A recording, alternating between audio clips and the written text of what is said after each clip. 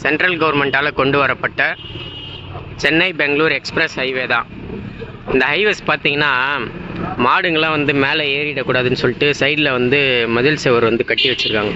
எவ்வளோ சூப்பராக பிளான் பண்ணியிருக்காங்க பாருங்களேன்.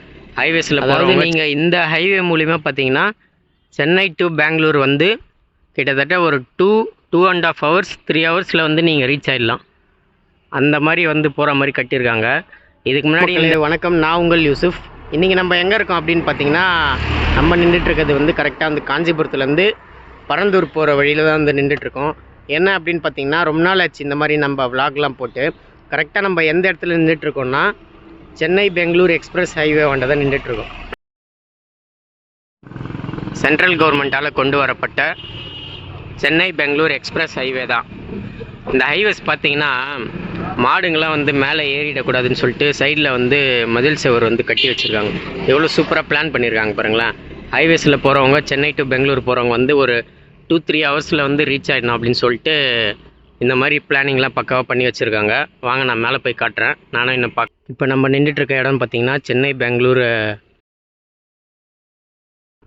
Express highway. கரெக்டாக இந்த ரோடு வந்து காஞ்சிபுரம் டு பரந்தூர் போகிற வழியில் இருக்குது. எவ்வளோ சூப்பராக இருக்குது பாருங்கள். இப்போ தான் கட்டிகிட்ருக்காங்க, ஒர்க்ஸ் இன்னும் முடியல.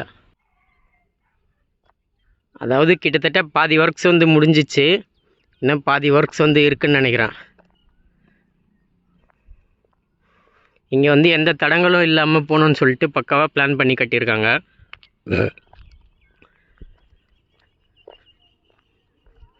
அப்படியே கீழே பார்த்தீங்கன்னா அங்கே ஒரு ரோடு கிராஸ் ஆகுது.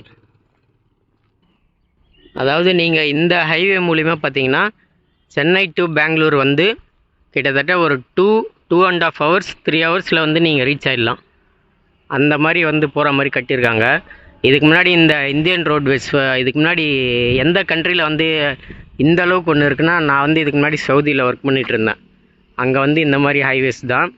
சைடில் வந்து எதுவும் போகாத மாதிரி இருக்கும். ஆடு மாடுலாம் போகாத மாதிரி வச்சுருப்பாங்க ப்ராப்பராக.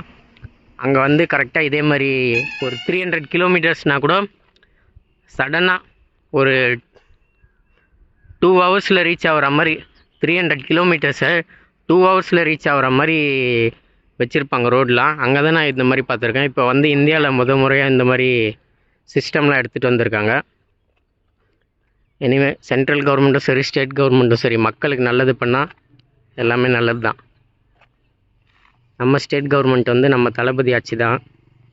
அவர் வந்து கண்டிப்பாக நம்ம மக்களுக்கு நல்லது தான் பண்ணுவார். இந்த ஏரியாலாம் சூப்பராக இருக்குது. இதுதான் உங்களுக்கு காட்டணும்னு நினச்சேன்.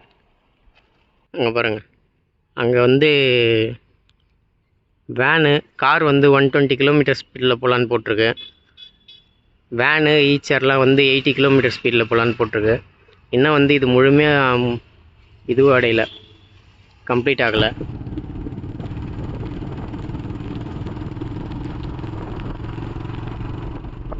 இதுதான் வந்து பரந்தூர் காஞ்சிபுரம் போகிற வழி. எக்ஸ்பிரஸ் ஹைவே போது போகிறேங்க சைடில்.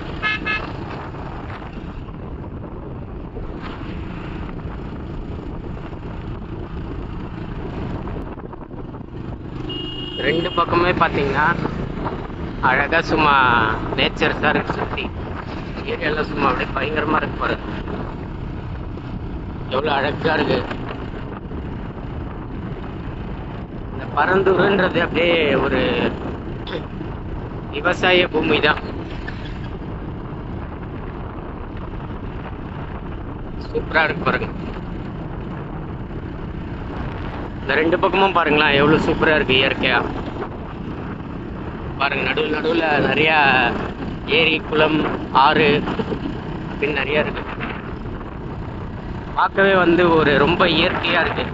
நான் பைக்கில் போயிட்டுருக்கிறதுனால வந்து உங்களுக்கு சவுண்ட் அவ்வளோவா கேட்காது. இருந்தாலும் உங்களுக்கு காட்டணுன்றதுக்காக ஸ்லோவாக போகிறேன்.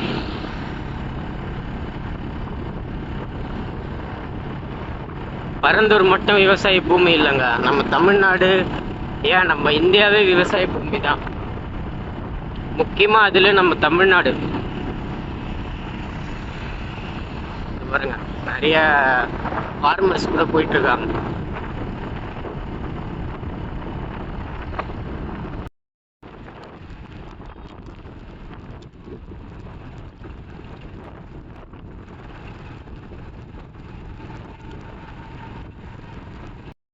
ஓகே கைஸ், இதே மாதிரி நான் உங்களை இன்னொரு வீடியோவில் சந்திக்கிறேன். Bye guys, love you all, take care. உங்கள் யூசுஃப்.